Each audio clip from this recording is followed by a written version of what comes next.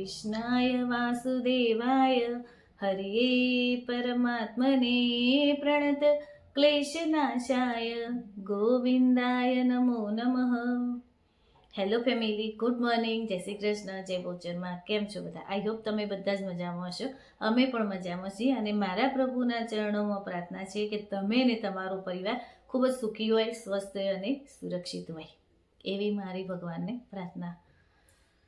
તો થઈ ગયો છે આજે શનિવાર, હનુમાન દાદાનો વાર, અને તારીખ થઈ ગઈ છે 11 એપ્રિલ. તો હવે આપણો રસોઈ બનાવવાનો તો ટાઈમ થઈ જ ગયો છે, પણ એ પહેલાં હું તમારી જોડે એક વાર્તા શેર કરીશ. કૃષ્ણ ભગવાનની અને અર્જુન વચ્ચેનો સંવાદ. કે જ્યારે મહાભારતનું યુદ્ધ ચાલતું હતું ને, ત્યારે યુદ્ધના મેદાનમાં કૃષ્ણ ભગવાન અને અર્જુન વચ્ચે સંવાદ ચાલતો હતો. ત્યારે અર્જુન બોલ્યા કે મારા એક બાણથી કર્ણનો રથ 10 ફૂટ દૂર જતો રહે છે, અને એના એક જ બાણથી મારો રથ મોડ એક ડગલું ખસતો હશે.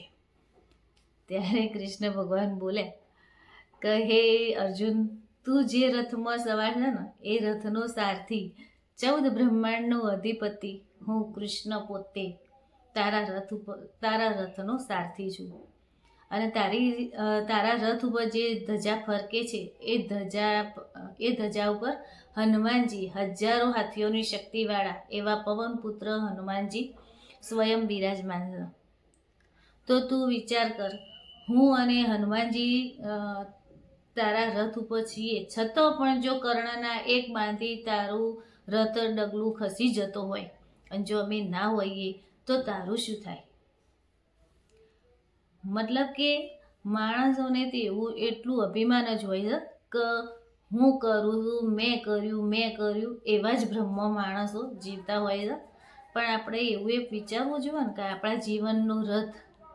આપણા જીવનનો રથ કોની કૃપાથી ચાલી રહ્યો છે, આપણા જીવનના રથ ઉપર કોણ બિરાજમાન છે. એટલે જીવનમાં કોઈ દિવસ અભિમાન કરવું જોઈએ નહીં.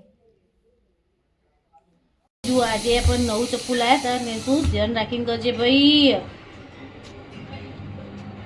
તો એનું મુહૂર્ત કર્યું આજે ટેટી કાપવા માટે.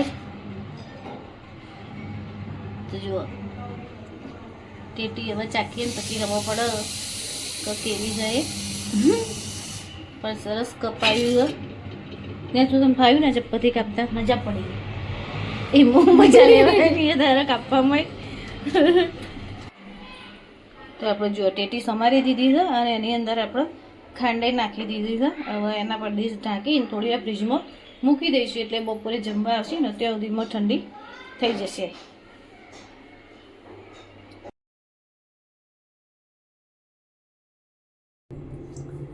હેલો ફેમિલી, જય શ્રી કૃષ્ણ. અને આપણે આવી ગયા હતા રસોડામાં. તો આવીને રસોડામાં જોયું તો કશું શાક તો પડ્યું નહોતું, એકલા ટામેટા જ પડ્યા. તો પહેલાં એવું વિચાર્યું કે મેં કીધું ચલો આજ શનિવાર છે તો અડદની દાળને રોટલી બનાવી દઈશું. પણ અડદની દાળે નહીં પડી અંદર, એટલે આજે સાંજે મંગાવી દઈશું આપણે. પછી બહુ વિચાર્યું, અને પછી છેવટે એવો વિચાર કર્યો કે ચલો આજે સેવ ટામેટાનું શાક બનાવી દઈએ. આવો દરેકના જ પ્રશ્ન હોય છે કે કોઈ શાક ઘરમાં ના હોય તો પછી એવું થાય કે આજે શું બનાવીશું. તો આપણે હવે બનાવી દઈએ મસ્ત સેવ ટામેટાનું શાક. જે આપણે રોજ ગળી બનાવીએ છીએ ને એવું નહીં બનાવવાનું, તો ટામેટાનું શાક બનાવીને પછી ઉપર સેવો નાખીને આપણે ખાઈએ છીએ એવું નહીં બનાવવાનું. પણ આજે થોડું પંજાબી સ્ટાઇલથી બનાવવાનું છે. અંદર ડુંગળી, લસણ, આદુ બધું નાખીને પંજાબી સ્ટાઇલ જે સેવ ટામેટાનું શાક થાય ને, એ આપણે એવું બનાવીશું. બહુ મસ્ત બને છે. તમે મારી પૂરી રેસીપી જોજો અને તમે ટ્રાય કરજો. ખરેખર બહુ જ મસ્ત બને છે. મને આ શાક તો ભાવ જ છે, અને તમને ભાવશે. તો આપણે હવે શરૂઆત કરી દઈએ સેવ ટામેટાનું શાક બનાવવાનું. તો સેવ ટામેટાનું શાક બનાવવા માટે આપણે ડુંગળી અંદર સમારીને મૂકીએ છીએ ઝીણી કે આપણે ચોપ કરી દેવાની છે એની. અને લસણ, મરચાં અને આદું એને પીસ કરીને રાખ્યા હતા.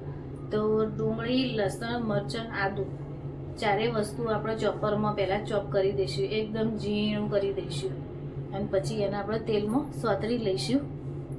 તો આપણે શરૂઆત કરી દઈએ સેવ ટામેટાનું શાક બનાવવાનું. કારણ કે બનતા થોડી તો વાર લાગે, કારણ કે ડુંગળી પહેલાં ચડવવાની હોય, પછી ડુંગળી ચડી જાય પછી અંદર આપણે ટામેટા અંદર નાખીએ એના ચડવવાના હોય. અને અત્યારે તો સિઝન વગરના તો ટામેટા એવા આવે છે ને જેમ પ્લાસ્ટિક જેવા આવતા હોય એવા ટામેટા આવે, આમ કડક ને કડક જ હોય, એટલે થોડી ટામેટા ચડતા થોડી વાર લાગે છે. તો આપણે બનાવી દઈએ સેવ ટામેટાનું શાક.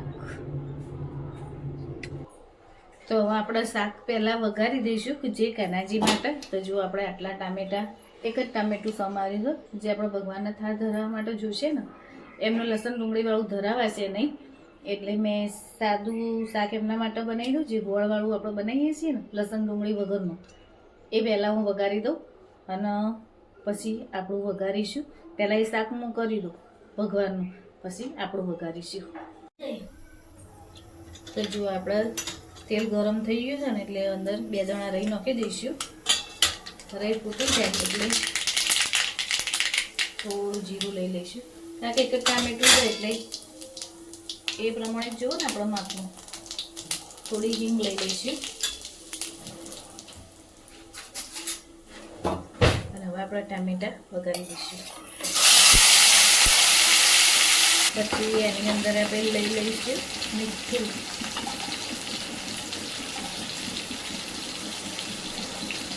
થોડું મરચું, થોડી હળદર અને ધાણા જીરું 1 ચમચી ભરી.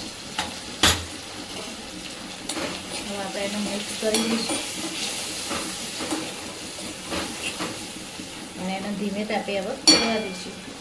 ગેસ એકદમ ધીમો રાખીશું, કારણ કે શાક ઓછું છે ને એટલે એને ધીમે તાપે ચડવા દઈશું.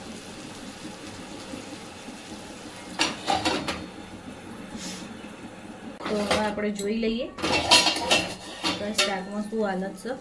જો શાક તો બરાબર જ છે.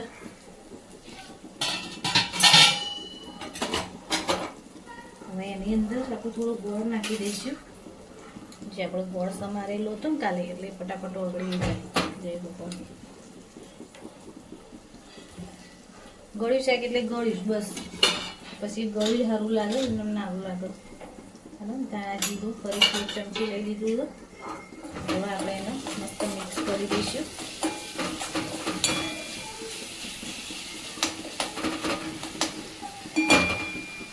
બે મિનિટ થશે ને એટલે મસ્ત અંદર રસો થઈ જશે ગોળના લીધે.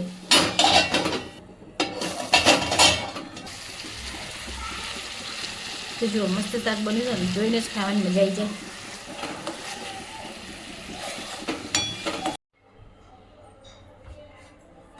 તો જો ભગવાન માટે કે મસ્ત બે નાની નાની આપણે ભાખરી બનાવી દો.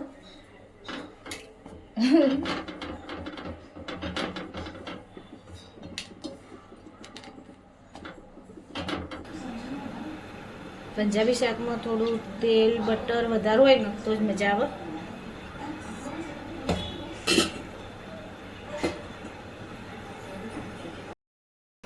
હવે આપણે એની અંદર થોડું બટર એડ કરી દઈશું.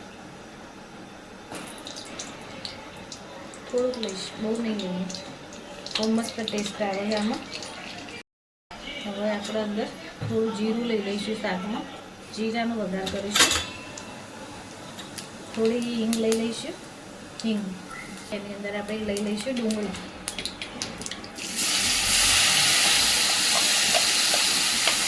બધું જ ડુંગળી, લસણ અને મરચાં. હવે એને આછું ગુલાબી થાય ને ત્યાં સુધી એને સંતળાવા દેવાનું, અને એમાંથી તેલ છૂટું પડી જાય ને પછી આપણે આગળ પ્રોસેસ કરીશું. તો આપણે જોઈ લઈએ તો અંદર શાક ડુંગળી જુઓ મસ્ત ડુંગળી ચડી ગઈ છે અને અંદર તેલ એ મસ્ત છૂટું પડી ગયું છે, તમને દેખાતું જ હશે. હવે આપણે એની અંદર બધો મસાલો કરી દઈશું.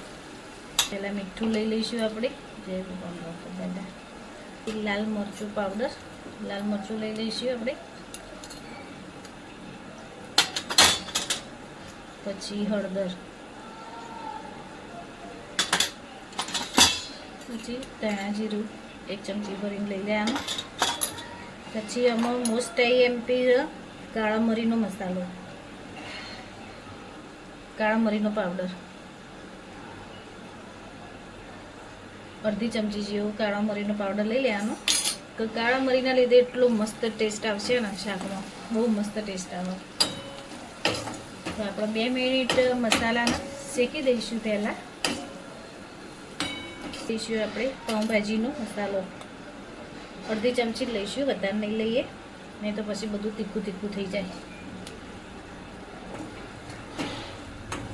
તો 2 મિનિટ બધા મસાલાને સંતરાવા દેવાના. તો જો મસાલા આપણા સંતરાઈ ગયા છે ને, હવે આપણે એની અંદર પાણી લઈ લઈશું. જય ભગવાન.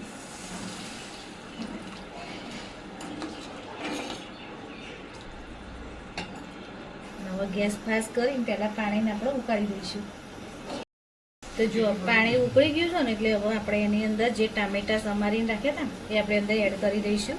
ગેસ ધીમો કરી દેવાનું. હવે જય ભગવાન. હવે આપણે ગેસ અરે એની ડીશ ઢાંકી દઈશું અને ધીમે તાપે એને ચડવા દઈશું ટામેટાને. તો હવે આપણે જોઈ લઈએ કે શાક ચડી ગયું છે કે નહીં. તો જો શાક મસ્ત ટામેટા ચડી ગયા છે. ટામેટાને એમ ચડતો વાર ના થાય, પણ અત્યારે ટામેટા થોડા એવા આવે છે ને એટલે થોડી વાર લાગે છે. હવે આપણે એની અંદર સેવ એડ કરી દઈશું. જે રતલામી સેવ આવે છે ને એ લીધી છે અમે, મિક્સ કરી દઈશું. પછી આપણે એને 10 મિનિટ જેવું ચડવા દઈશું. તો આપણે શાકમાં મસ્ત તેલ છૂટું પડી ગયું છે. હું તમને નજીકથી બતાવું. જો મસ્ત શાક બની છે ને, ટેસ્ટમાં તો એકદમ બેસ્ટ આવ્યો. હવે આપણે છેલ્લે કોથમીર ઉપર એડ કરી દઈશું. તો કોથમીર આપણે સરસ અંદર ઝીણી ઝીણી સુધારી લીધી હતી. અને કોથમીર કોઈ બી શાક હોય તમે ઉપર કોથમીરનું કરો ને એટલે એકદમ ટેસ્ટ બહુ જ મસ્ત આવતો હોય છે. અને જો આપણી થાળી પીસાઈ ગઈ હતી, તો થાળીમાં ભાખરી, શાક, ડુંગળી, પછી જોડે ટેટી સમારેલી લીધી હતી અને મસ્ત મસાલાવાળી છાશ લીધી હતી. તો તમને કેવો લાગ્યો મારો વિડીયો? જો તમને ગમ્યો હોય તો મારા વિડીયોને લાઇક, શેર અને સબસ્ક્રાઈબ કરવાનું બિલકુલ ન ભૂલતા. તો મળીએ કોઈ નવા વિડીયોમાં. ત્યાં સુધી જય શ્રી કૃષ્ણ, જય બહુચરમાં.